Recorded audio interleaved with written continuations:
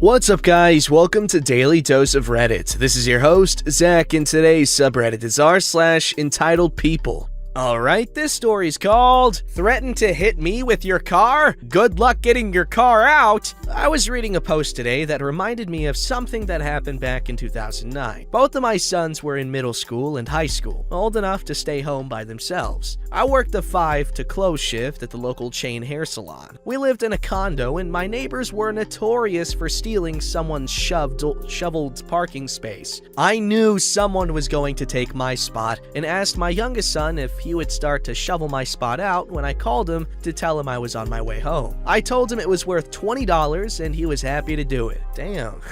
Imagine getting paid for that by your parents. That's cool. Anyway, I called him at 9:05 p.m. and he went out to get to work. We had about 6 inches of snow on the ground and he only needed to shovel enough for my tires to hit blacktop and for me to get out of the car. I get home and I see him standing there in no cleared space. I did see a shiny new BMW parked where he said he was going to shovel out for me. I got out of the car and asked him what had happened. This boy burst into tears and told me some woman drove up while he was cleaning out the space and threatened to run him over if he did not move and let her park where he had just spent 20 minutes shoveling for me. He told her he was shoveling for his mom who would be there in 5 minutes. She started honking and cursing at him to move. She actually drove the front bumper of her car into him and was threatening him with the car. She almost hit a 12-year-old with her car just so she could have a clear parking spot to park her Beamer in. The best part? She did not even live there. She was someone's guest and was supposed to park in the guest parking spot. I parked down in the next lot and walked back to the condo. My son had gone inside and calmed down by then. I checked and he was not injured, just mad and scared, poor kid. I told him it was not worth someone almost hitting him with their car over a snow-free parking space. I gave him the $20 and told him some people are just evil and to forget about it. I wanted to call the police, but I knew it was rich bimbo's word against a 12-year-old's since I had not seen what had happened. We did not live in the best area, and the cops mostly could not be bothered with us lesser humans. Since the next day was a snow day, no school, my boys were up playing video games, and my 12-year-old told his brother, who is 14, what had happened. My oldest son came out and asked me if what his brother said was true about the woman trying to hit him with her car over a parking spot, and I told him to go look outside for himself. My oldest comes in and asks me what we were going to do about rich bimbo. I told him, growing up in Baltimore City, is someone stole your spot in front of your house like that, we would just shovel them in to teach him a lesson. My oldest got this look on his face and told his brother to get his coat and boots on and to grab a shovel. Those boys spent from 10 p.m. to 11 p.m. shoveling this woman's car in. They packed so much snow around her car, all you could see was the roof. They took snow from all over the parking lot to pack around her car. I know I should not have laughed or encouraged them, but I felt it was justice that rich bimbo bullied a 12-year-old by and got her car almost completely packed in snow. Her car sat like that for 3 days until the snow started to melt and no one figured out my kids had done it. Maybe next time the rich bimbo will think twice about bullying a child for a parking spot in the winter. Okay, first of all, poor little bro, alright,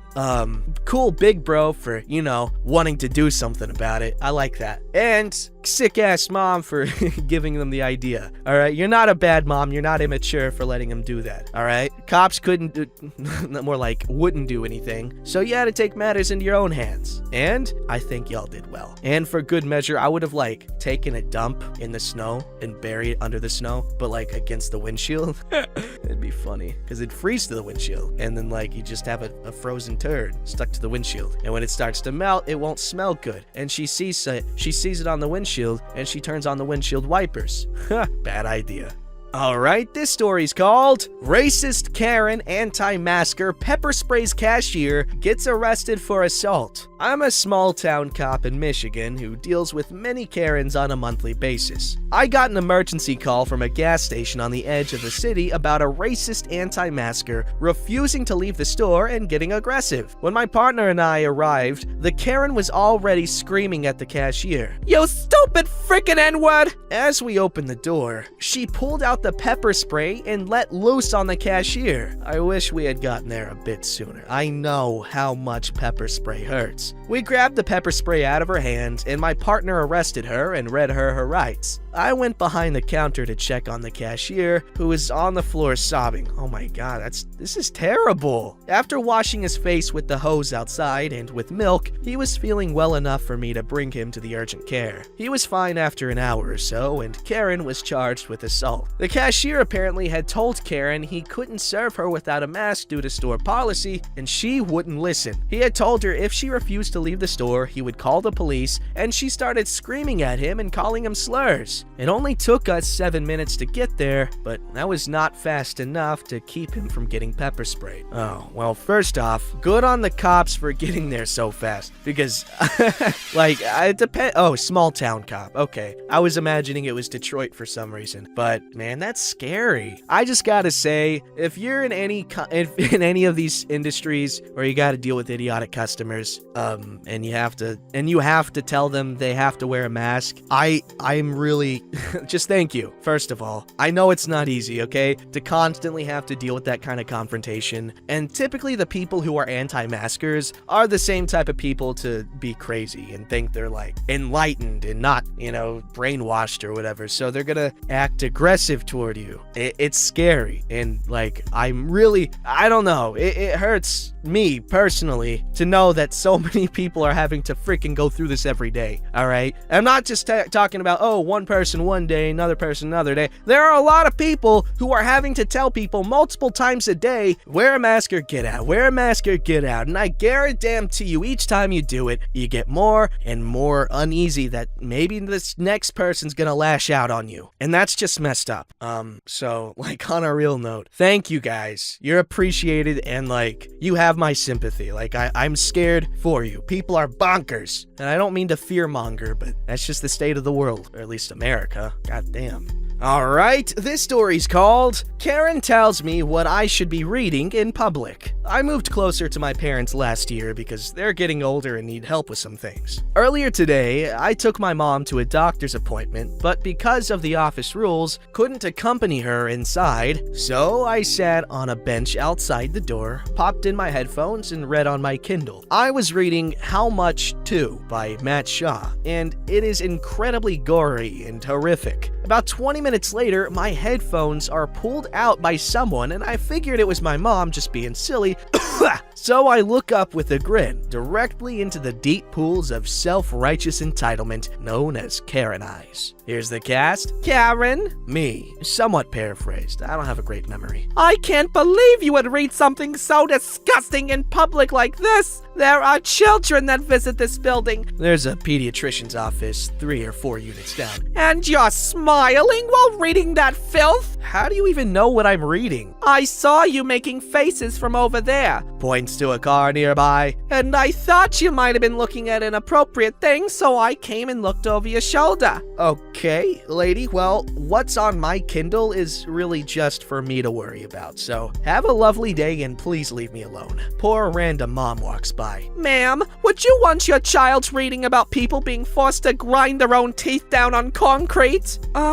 No? Well, this man is reading stories just like that right now. Out loud? Me to poor random mom? Nah, she stood over my shoulder for a couple of minutes apparently. Yes, it's on his device, but still. And I wouldn't have known a thing about what he was reading if you hadn't announced it, so why not just leave him alone? That's not the point! That filth shouldn't be allowed in public. Well, you're more than free to have whatever you want on your device, as am I. And don't touch my crap again. I pop my headphones in again. Poor random mom rolls her eyes and walks away. Karen waves for my attention. I look up, give an annoyed what, and pop out one bud. Young man, I think you should reconsider what you put into your head. And I rolled my eyes and popped my earbud back in. I hear her Charlie Brown womp womp crap go another few seconds, then grunted and stomped away. At this point, my mom was coming out of the office, so I was more worried about helping her into the car than anything else. But as I pulled away, I saw Karen talking to another random person and angrily pointing in my direction. I hit her with that special screw you smile you learn from working with general public and went on my merry way. People are strange when you're a stranger. Nah, people are just strange just as is. No prerequisites necessary. People are just freaking weird. Like, who does that? That's just,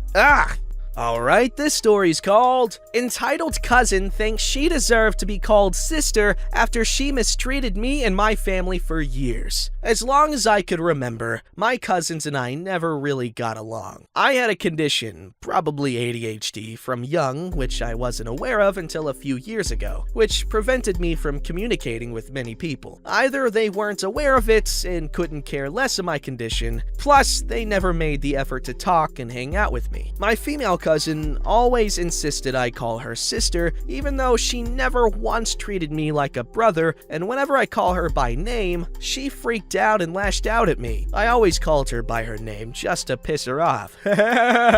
When my aunt suffered a heart attack, my parents drove all night to another state. I had a project the next day and had no transport to take me to my college. My groupmates thought badly of me and I almost failed the project. While my aunt was recovering, my cousin thought it'd be best to not have any visitors for her, so no one was allowed to visit her. It was like showing us the finger after my parents even went as far as to transfer her to a heart specialist hospital. They felt like they were casted out and treated like outsiders. Neither my cousin's brother nor her father did anything about it. One day after some time, she, her husband, and child decided to visit my family. My parents were out, leaving me and my grandma at home. When it came to lunch, I asked her to eat something by saying her name, please eat something. She got up from the table and asked, what the hell did I call her? That's when I told her why should I call her sister after what she did. I unleashed all my frustrations on her, even telling her due to her mom having a heart attack, we had to cancel our party plans where I was supposed to invite my college mates to my house. She had nothing to say and ate angrily. She left afterwards without saying anything. Things between me and her family have been somewhat awkward. None of us want to talk about it, thinking it might make things worse, and decide it's best we pretend it never happened. Honestly, that family is somewhat toxic and controlling towards many people. Part of me wants to cut ties, but the other part wants to settle this dispute with them once and for all. I'll post part 2 of her brother later. Okay, what? They drive all night to another state to visit this woman in her hospital, and they turn them away?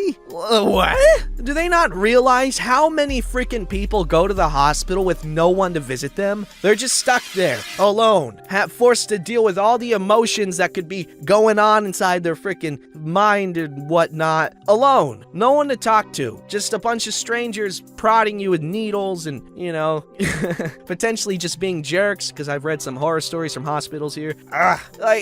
It's so messed up, man. Do you know how many people would kill to have family that would drive all night to see them in a hospital, like when they need them? Alright, this story's called My Entitled Sister Blames the World for Not Applying to College. I am so pissed off at my sister right now. She's angry at her own mistakes and isn't taking any accountability. This story only makes sense with backstory. My sister graduated from our small town high school a few years ago and wanted to go to a college with her preferred major, musical theater. But she never applied for scholarships and our family couldn't afford sending her to a performing arts school out of state. So she took classes at the community college to stay on track. While she stayed home, she was supposed to get a job to pay for her community college classes and for when she transfers because my parents don't make her pay rent, her car, or any luxuries she had before she became an adult. But she blew all of her money off by going out with friends and buying frivolous stuff. Sounds a lot like me.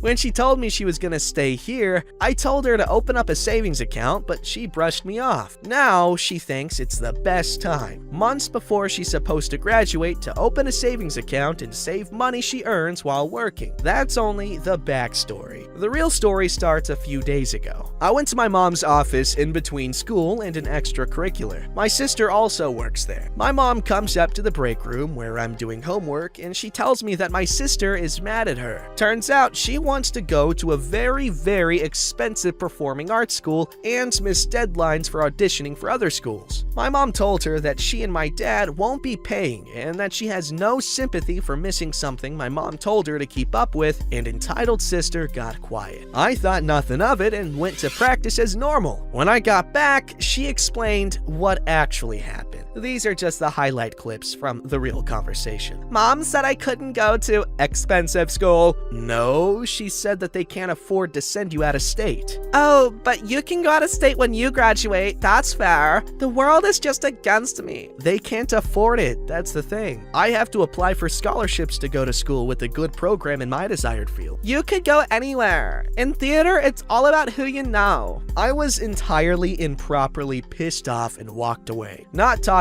to her for the rest of the day. She was supposed to be able to go wherever she wants, where I have to settle with a school with a bad program in my field? Even though I've already started saving money to be able to afford where I want to go without my parents' help, she's done nothing for herself and is blaming the world because of it, where I have to stay up until 3 a.m. regularly because of all the work that piles up for school and different things to start looking at good colleges. And instead of looking for any college that she would be able to apply to, she went out with friends for the third night in a row. My mom told her that she could probably take musical theater classes without declaring the major, but my sister threw a temper tantrum and locked herself in our room, locking me out. I'm done with her BS. I can't keep parenting my older sister to make good decisions. Anyway, this ran a bit longer than I wanted, but I had to talk about it. Like, why can't you just take accountability for your own freaking actions? I want to talk to her about it, but all she does is cry and walk away. I don't know what to do next. Hopefully it won't end in arson. Well, yeah, I could tell it's definitely annoying,